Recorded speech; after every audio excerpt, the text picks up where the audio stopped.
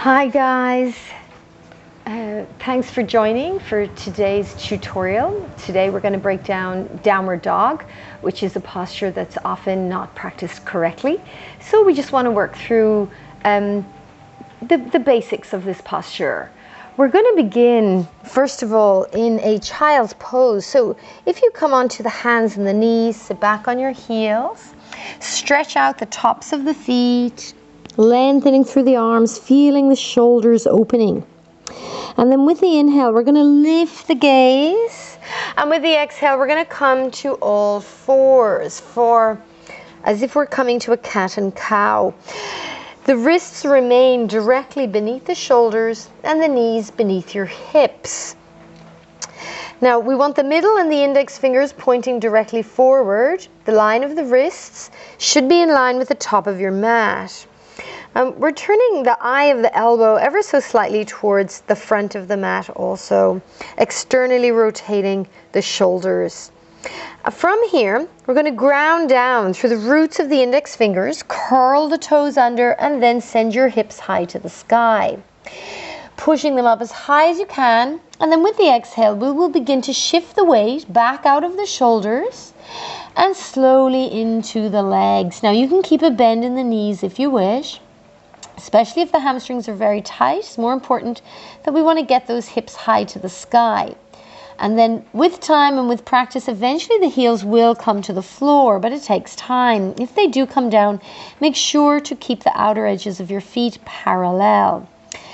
Now, if you're a beginner, they most likely won't. You'll probably be a little bit more of this shape. That's okay. What you want to work on doing is really grounding down through those fingers, creating that length in the upper body, really sending those hips high.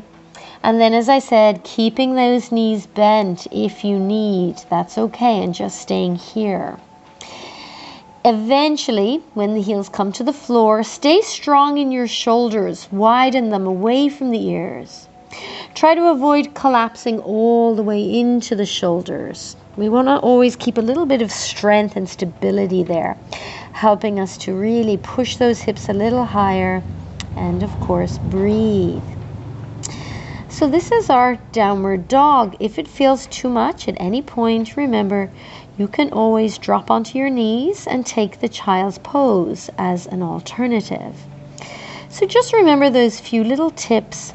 Outer edges of the feet parallel, grounding down through the roots of the index fingers, pushing the floor away, sending the hips high, and the gaze, of course, is either at the navel or at the toes, avoiding any tension in the neck, simply letting it hang.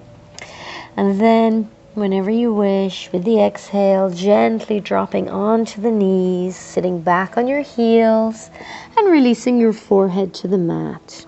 And then releasing the arms all the way back, letting go of any tension in the shoulders.